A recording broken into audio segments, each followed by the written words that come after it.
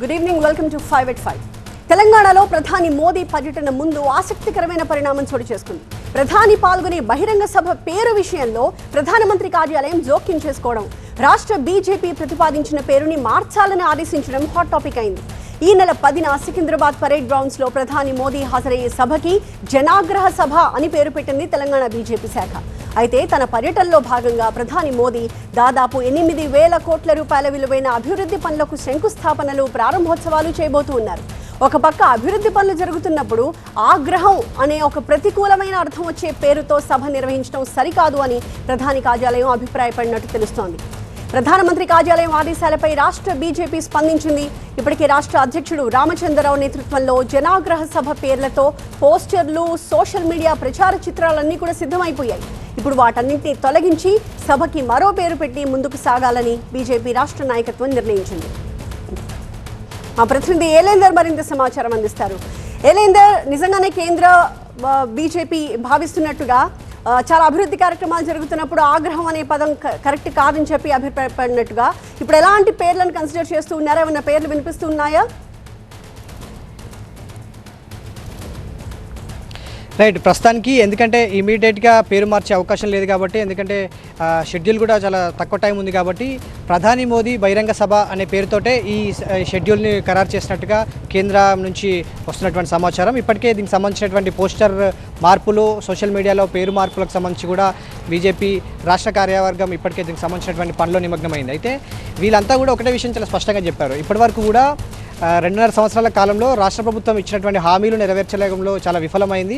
ఆ విఫలమైనటువంటి కార్యక్రమాల్లో భాగంగానే రీసెంట్గా జరిగినటువంటి పార్లమెంట్లో మహిళా బిల్లుకు సంబంధించి వ్యతిరేకంగా ఓటింగ్ రావడం కూడా అప్పటి నుంచి కొన్ని కార్యక్రమాలు తీసుకుంది కేంద్ర బీజేపీతో పాటు రాష్ట్ర బీజేపీ కూడా నిరసన కార్యక్రమాలు తీసుకుంది. దాంట్లో భాగంగానే జనాగ్రహం పేరుతోనే కొన్ని కార్యక్రమాలు కూడా ఇప్పటికే నిర్వహించింది. సో ఆ పేరు వచ్చేలాగే, ఆ యొక్క మీనింగ్ వచ్చేలాగానే ఇప్పుడున్నటువంటి రాష్ట్ర ప్రభుత్వానికి వ్యతిరేకంగా జనాగ్రహ సభ అనే పేరును ప్రతిపాదించింది రాష్ట్ర బీజేపీ. అయితే దీనికి సంబంధించి ఇప్పుడు కేవలం సభకే పరిమితం కాకుండా అభివృద్ధి కార్యక్రమాలు దాదాపుగా 8,000 కోట్ల వరకు కూడా హైదరాబాద్ చుట్టుపక్కల ప్రాంతాల్లో, హైదరాబాద్లో కూడా కొన్ని అభివృద్ధి కార్యక్రమాలకు కూడా శంకుస్థాపన చేయబోతున్నారు. ఆ తర్వాత ఈ సభలో పాల్గొనబోతున్నారు. కాబట్టి ఈ జనాగ్రహ పేరును అంటే ప్రతికూలంగా ఉంటుంది, సో మనకు అనుకూలంగా ఉండే విధంగా పేరు ఉంటే బాగుంటుంది అనేది కేంద్ర పార్టీ కూడా దీంట్లో జోక్యం చేసుకుంది. పీఎంఓ కూడా జోక్యం చేసుకుని పేరు మార్చాలని ప్రతిపాదించింది. దీనికి సంబంధించి ప్రధాని మోదీ బహిరంగ సభ పేరుతో మాత్రమే ఇప్పుడు ఆ పేరును ప్రస్తావించారు. ఆ షెడ్యూల్ కూడా అలాగనే ఖరారు కాబోతుంది. అయితే 10వ తారీఖు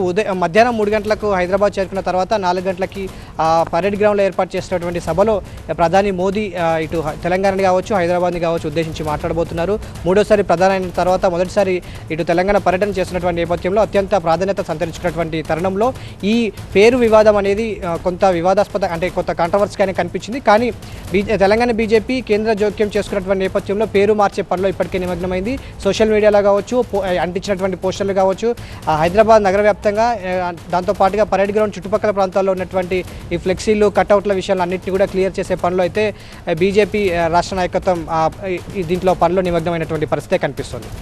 రైట్, థ్యాంక్ యూ.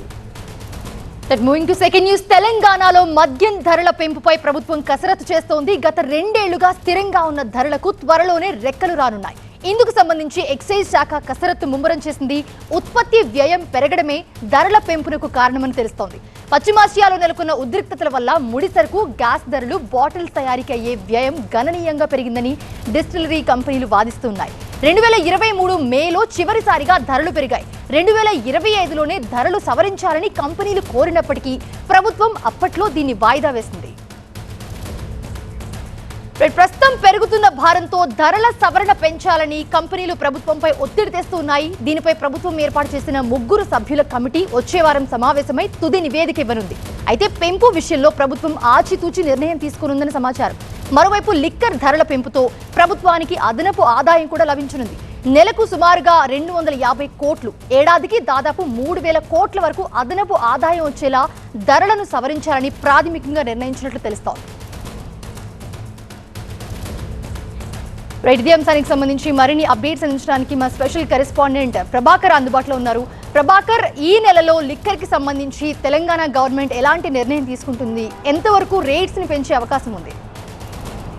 దీనికి సంబంధించి ఇప్పటికే ఎక్సర్సైజ్ స్టార్ట్ అయింది. 2023 మే నెలలోనే పెంచే అవకాశం ఉన్నా అప్పుడు ఎలక్షన్స్ సీజన్ అట్లాగే ఎలక్షన్స్ ముందున్న వల్ల పెంచలేకపోయారు. అది అట్లే పోస్ట్పోన్ అవ్వకుంటూ వచ్చింది. కాంగ్రెస్ గవర్నమెంట్ వచ్చిన తర్వాత ఇప్పటివరకు ప్రైస్ అనేది పెంచలేదు. సో ఇప్పుడు దానికి సంబంధించి ఒక committee, resource mobilization sub committee ఇప్పటికే ఉంది కాబట్టి ఆ శాఖ మంత్రి జూపల్లి కృష్ణారావు కూడా దీనిపైన కొద్ది రోజుల నుంచి ఎక్సర్సైజ్ చేస్తున్నారు.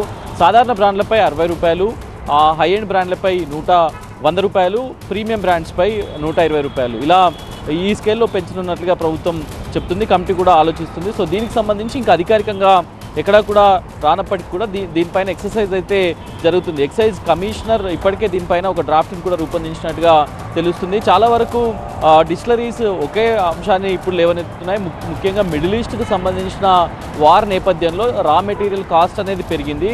సో డిస్టిలరీస్ మెయింటెనెన్స్ అనేది చాలా కష్టమవుతుంది కాబట్టి చాలా ఎక్కువగా ఇబ్బంది అవుతున్న నేపథ్యంలో ఇప్పుడు పెంపును కన్సిడర్ చేయాలంటూ ప్రభుత్వానికి చాలాసార్లు రిక్వెస్ట్ చేశాయి. దాంతోపాటుగా మినీ బ్రూవరీస్ అంశాన్ని కూడా రాష్ట్ర ప్రభుత్వం పరిశీలిస్తుంది. మినీ బ్రూవరీస్ని జిల్లా కేంద్రాలు రాష్ట్రంలో జిల్లా కేంద్రాలతో పాటుగా మిగతా ప్రాంతాల్లో ఏర్పాటు చేస్తే ఎలా ఉంటుందనే దానిపైన కూడా సమీక్ష చేస్తున్నారు. ఇవన్నీ ఏవి కూడా ఫైనల్ కానప్పటికీ ఒక సమీక్ష అయితే జరుగుతుంది. ఈ వారంలో 4వ తారీఖున ఎల్లుండి క్యాబినెట్ ఉన్న నేపథ్యంలో సో క్యాబినెట్లో కూడా దీనిపైన చర్చించే అవకాశం కనిపిస్తుంది.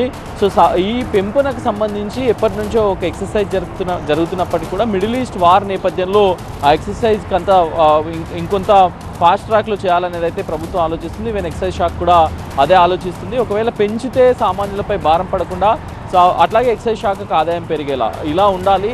సో ఎక్కువ భారం పడకుండా ఉండాలి. సంవత్సరానికి ఒక 2,500 నుంచి 3,000 కోట్ల మేర ఆదాయం పెరగాలి అనే దాంట్లో ఆలోచిస్తున్నట్టుగా తెలుస్తుంది. సో మొత్తానికి దీనిపైన ఇంకా ఫైనల్ డెసిషన్ అయితే తీసుకోవాల్సి ఉంది.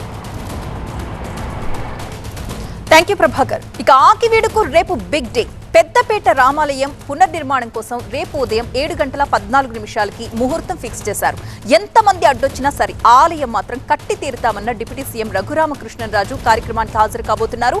ఇటు ఆలయం ఎలా కడతారో చూస్తాం అంటూ చలో ఆకివీడుకు పిలుపునిచ్చింది బీఎస్పీ. మరొక వైపు వెనుకబడిన వర్గాల్ని ఇబ్బంది పెడితే ఊరుకోమంటున్న మందకృష్ణ మాదిగ ఇష్యూని సీఎం దగ్గరకు తీసుకెళ్తామంటున్నారు. దీంతో ఆకివీడులో రేపు ఏం జరగబోతుంది? అనుకున్న ముహూర్తానికి ఆలయ నిర్మాణానికి భూమి పూజ జరుగుతుందా అన్న విషయాలు తీవ్ర ఉత్కంఠను కలుగజేస్తున్నాయి. ఆకివీడు వాసులు కూడా ఏం జరగబోతుందో అన్న ఆందోళనలోనే ఉన్నారు. ఇప్పటి వరకు ఆలయ పునర్నిర్మాణం కోసం ఆల్ క్లియర్ అనే చెప్పాలి. నిర్మాణం ఆపాలంటూ దాఖలైన పిటిషన్స్ ని హైకోర్టు కొట్టేసింది. అన్ని రకాల అనుమతులు ఉండడంతో రేపు భూమి పూజ కార్యక్రమం చేసుకోవచ్చని స్పష్టమైన ఉత్తర్వులు జారీ చేసింది. దీంతో ఆలయ నిర్మాణం కోసం ప్రత్యేకంగా చేయించిన కృష్ణశిలలు ఇప్పటికే పెద్దపేటకు చేరుకున్నాయి. శాస్త్రోక్తంగా జరగనున్న భూమి పూజకు ఏపీ డిప్యూటీ స్పీకర్ రఘురామకృష్ణరాజుకు ఆహ్వానం కూడా వెళ్ళింది. ఎవరు అడ్డొచ్చినా రామాలయం శంకుస్థాపన చేసి తీరాల్సిందే అన్న పట్టుదలతో ఆయనున్నారు.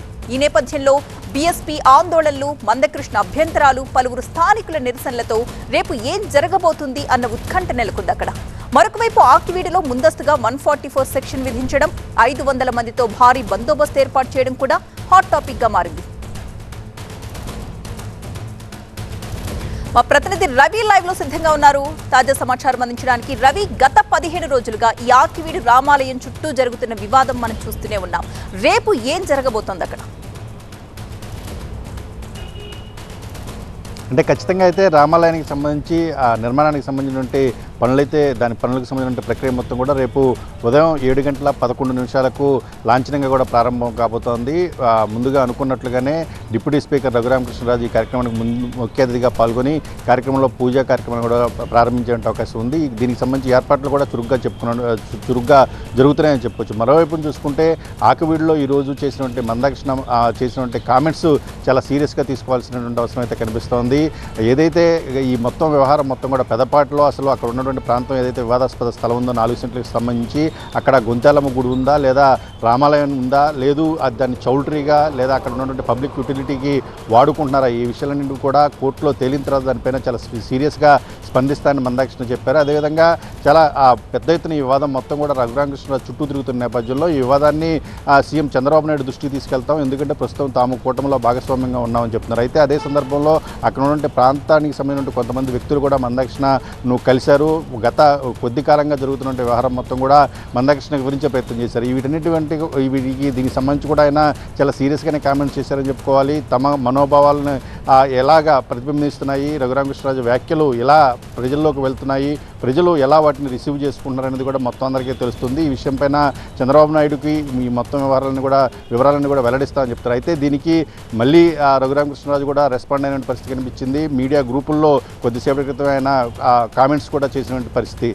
ఏమని చెప్పారంటే మందాకృష్ణ ఆయన నాకు చాలా గౌరవం ఉంది, ఆయన పట్ల తనకు గౌరవం ఉంది, ఆయన నా మంచి కోరుకుంటారు అని చెప్పి క్లుప్తంగా కూడా 2 మాటల్లోనే రఘురామకృష్ణరాజు వ్యాఖ్యానించడం జరిగింది. మరోవైపు చూసుకుంటే ఈ ఒక పక్కన రాజకీయంగా లేదు ఈ స్థానికంగా ఉన్నటువంటి కామెంట్స్ ఇలా జరుగుతుంటే, రెండో వైపున ఒకవైపు శంకుస్థాపన కార్యక్రమానికి సంబంధించి పెద్ద ఎత్తున ఏర్పాటు జరుగుతుంటే, రెండో వైపున చెలో ఆకివీడుకు బహుజన సమాజ్ పార్టీ పిలుపునివ్వడం, బహుజన సమాజ్ పార్టీ పిలుపునిచ్చిన నేపథ్యంలో పెద్ద ఎత్తున ఆకివీడులో పోలీసు బందోబస్తు అయితే ఏర్పాటు చేస్తున్నారు. ఎలాంటి అంటే శాంతి భద్రతల సమస్యగా పోలీసు శాఖ చూస్తున్న నేపథ్యంలో అక్కడ ఎలాంటి కూడా ఉద్రిక్త వాతావరణాలు చోటు చేసుకోకుండా లేదు, ఆ కార్యక్రమానికి ఎలాగూ న్యాయపరమైనటువంటి చిక్కులు లేవు కాబట్టి అది కార్యక్రమం సజావుగా జరగడం ఒకటి, రెండో వైపున ఉద్రిక్తగా మారి శాంతి భద్రతల సమస్య జరగకుండా ఉండేందుకు కూడా పోలీసు యంత్రాంగం మొత్తం కూడా ప్రయత్నం చేస్తున్న పరిస్థితి కనిపించింది. ఈ క్రమంలోనే దాదాపుగా 500 మంది పోలీసులు కూడా ఏర్పాటు చేస్తున్నారు. గతంలో చూసాము ఇప్పటికే అటువైపు హిందూ సంఘాలు లేదా కొంతమంది వ్యక్తులు చెలో ఆకివీడికి పిలుపునిచ్చిన నేపథ్యంలో ఆకివీడికి వచ్చే మార్గాలన్నీ కూడా పోలీసులు ముందుగానే తమ అధీనంలోకి తీసుకొని అక్కడ ఉన్నటువంటి లాడ్జీలు కావచ్చు, హోటల్స్ కావచ్చు, వీటన్నింటిలో కూడా సోదాలు నిర్వహించిన పరిస్థితి.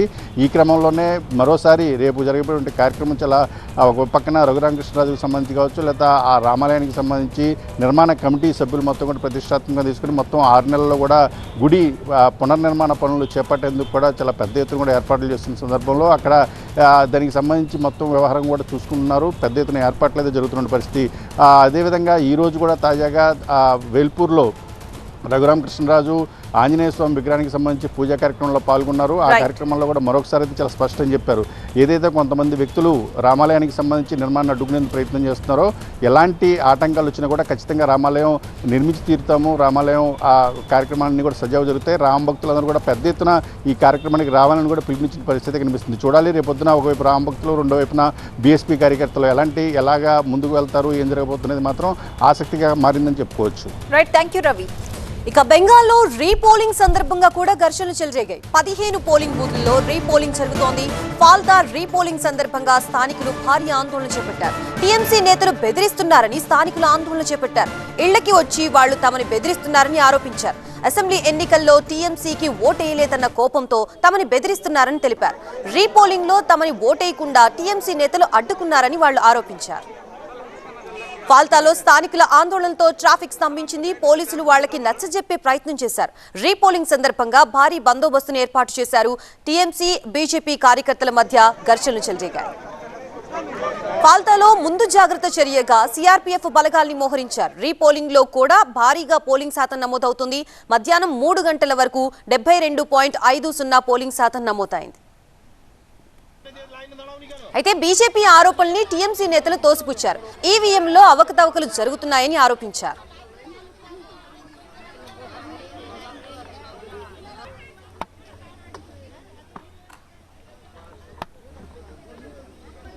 రీపోలింగ్ సందర్భంగా అల్లర్లు చెలరేగకుండా పోలీసులు, కేంద్ర బలగాలు జాగ్రత్తలు తీసుకుంటున్నాయి. దీనికి సంబంధించిన పూర్తి అప్డేట్స్ తో మా బ్యూరో చీఫ్ గోపి సిద్ధంగా ఉన్నారు. గోపి, పశ్చిమ బెంగాల్ అసెంబ్లీ ఎన్నికల్లో భాగంగా 2వ విడత ఏప్రిల్ 29న జరిగిన ఎన్నికలకు సంబంధించి హింసాత్మక ఘటనలు చోటు చేసుకోవడంతో రీపోలింగ్ జరుగుతోంది. పశ్చిమ మగ్రాహత్ అలాగే డైమండ్ హార్బర్ ఈ 2 సౌత్ 24 పరిగణాల్లో ఉన్న ఈ జిల్లాల్లోని ఈ 2 నియోజకవర్గాల్లోని 15 కాన్స్టిట్యున్సీస్లో ఈరోజు మళ్ళీ రీపోలింగ్ని కండక్ట్ చేస్తుంది ఎన్నికల సంఘం. మొదటి విడత ఏప్రిల్ 23న జరిగిన పోలింగ్కి సంబంధించి ఎటువంటి రీపోలింగ్ కూడా జరగలేదు. 93% ఇటు రికార్డు స్థాయి పోలింగ్ నమోదైంది. సో 2వ విడతలో కూడా 92% పోలింగ్ శాతం నమోదైన ఈ దక్షిణ 24 పరిగణాల జిల్లాల్లోని ఈ 2 నియోజకవర్గాల్లోని 15 పోలింగ్ కేంద్రాల్లో ఇటు మొదట ముఖ్యంగా ఈవీఎం మిషన్లలో బీజేపీ గుర్తుపైన స్టిక్కర్ అంటించారు అన్న వీడియోస్ని అమిత్ మాల్వియా పోస్ట్ చేశారు. సో ఎన్నికలు పారదర్శకంగా జరగడం లేదు అన్న అంశాలకు సంబంధించి ఈసీకి ఫిర్యాదు చేయడంతో ఈరోజు మళ్ళీ ముఖ్యంగా రీపోలింగ్ని ఎక్కడైతే అవకతవకలు జరిగాయి, పోలింగ్ పారదర్శకంగా జరగలేదు అని భావించిన పోలింగ్ కేంద్రాల్లో ఎన్నికల సంఘం మళ్ళీ రీపోలింగ్ నిర్వహిస్తుంది. అయినప్పటికీ ఈరోజు కూడా హింసాత్మక ఘటనలు చోటు చేసుకున్నాయి. ఇటు బీజేపీ టీఎంసీ మధ్య, ముఖ్యంగా ఇటు టీఎంసీకే ఓటు వేశామని చెప్తున్నా సరే వారు మాపై దాడి చేస్తున్నారు. బీజేపీ అధికారంలోకి వస్తే ఇటు ఒక వర్గం అధికారంలోకి వస్తే మరొకరి వర్గం పైన వాళ్ళు మాపై దాడి చేస్తారు అన్న కోణంలో మమ్మల్ని బెదిరిస్తున్నారు, ఇటు దాడులు చేస్తామని చెప్పి ఇటు భయభ్రాంతులకు గురి చేస్తున్నారని చెప్పి మీడియా ముందుకు వచ్చి ఆవేదన వ్యక్తం చేసిన పరిస్థితులు కనిపిస్తున్నాయి.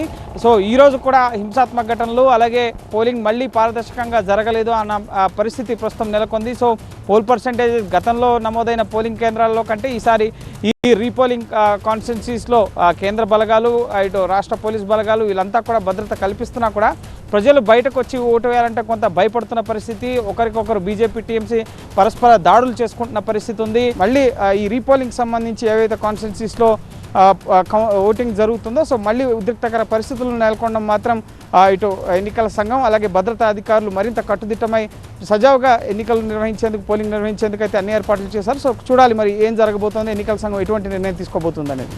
Right, thank you. Fifth exclusive వార్త. దక్షిణాది చిత్ర పరిశ్రమలో వివాదాలు ముదురుతున్నాయి. అటు కోలీవుడ్ లో రెవెన్యూ షేర్ చిచ్చురేగితే, ఇటు టాలీవుడ్ లో సింగిల్ స్క్రీన్ థియేటర్ల మనుగడ కోసం పర్సంటేజ్ పద్ధతిపై పోరు నడుస్తోంది. దీనికి తోడు ఓటీటీ విడుదల గడువు అంశం ఇప్పుడు సౌత్ ఇండస్ట్రీలో హాట్ టాపిక్ గా మారింది. తమిళ సినీ నిర్మాతలు సమ్మెకు దిగారు. తమ ప్రతిపాదనలపై నడిగర్ సంఘం స్పందించకపోవడంతో ఇవాళ షూటింగ్స్ బంద్ చేశారు. నటీనటులకు రెవెన్యూ షేర్ విధానం తీసుకురావాలంటూ డిమాండ్ చేస్తున్నారు తమిళ నిర్మాతలు. పారితోషికం బదులు సినిమా రెవెన్యూలో షేర్ తీసుకోవాలని, అలానే సినిమా విడుదలైన 8 వారాల తరువాత ఓటీటీ రిలీజ్ కి ఇవ్వాలంటున్నారు. నిర్మాతల డిమాండ్లు, ప్రతిపాదనలపై నడిగర్ సంఘం స్పందించకపోవడంతో షూటింగ్స్ ఆపేశారు. తమ డిమాండ్లపై ఇవాళే భవిష్యత్తు కార్యాచరణ ప్రకటించనున్నారు తమిళ ప్రొడ్యూసర్స్. ఇక టాలీవుడ్ లో సింగిల్ స్క్రీన్ థియేటర్లలో వీక్లీ రెంటల్స్, రెవెన్యూ పర్సంటేజ్ విషయంలో నిర్మాతల మండలికి, ఎగ్జిబిటర్లకు మధ్య పంచాయతీ నడుస్తోంది. తమ నిబంధనలకు ఒప్పుకుంటేనే సినిమాలని ప్రదర్శిస్తామని ఎగ్జిబిటర్లు భీష్మించి కూర్చున్నారు. పర్సంటేజ్ పద్ధతికి ప్రొడ్యూసర్స్ గిల్డ్ ససేమిరా అంటోంది. అయితే హీరో విలన్ కొట్టుకుంటే మధ్యలో మరొకరు బలైపోయినట్టు రెంటల్ వర్సెస్ పర్సంటేజ్ పంచాయతీ ఇప్పుడు జెట్లీ మెడకి చుట్టుకుంది.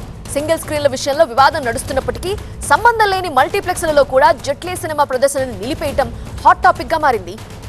మరోవైపు ఓటీటీ విడుదల గడువు అంశం ఇప్పుడు దక్షిణాది చిత్ర పరిశ్రమలో హాట్ టాపిక్ గా మారింది.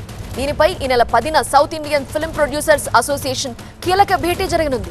సినిమా థియేటర్స్ లో రిలీజ్ అయిన ఎన్ని రోజులకి ఓటీటీలోకి రావాలి అనేది ఇప్పుడు అతిపెద్ద సమస్య.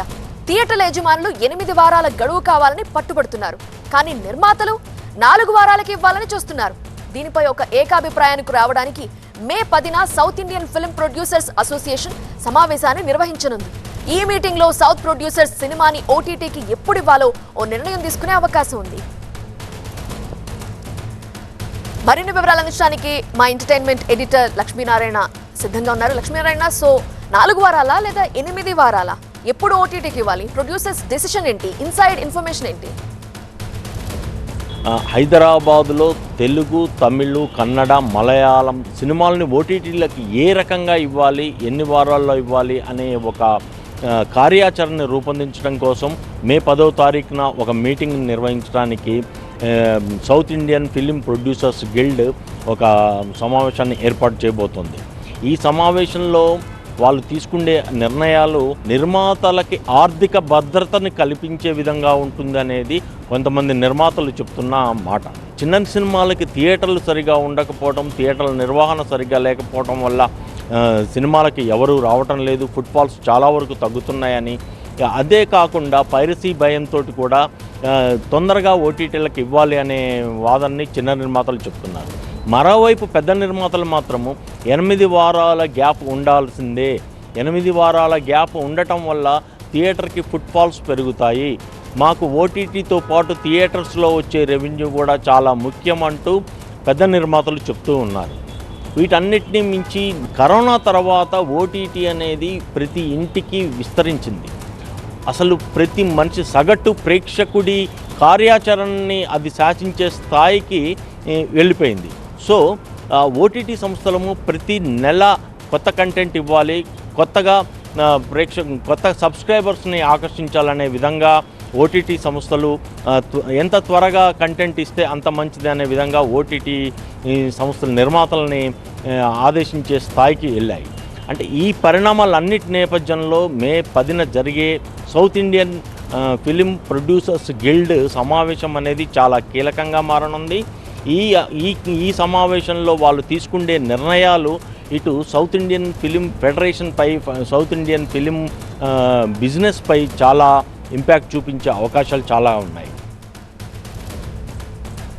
Right, PV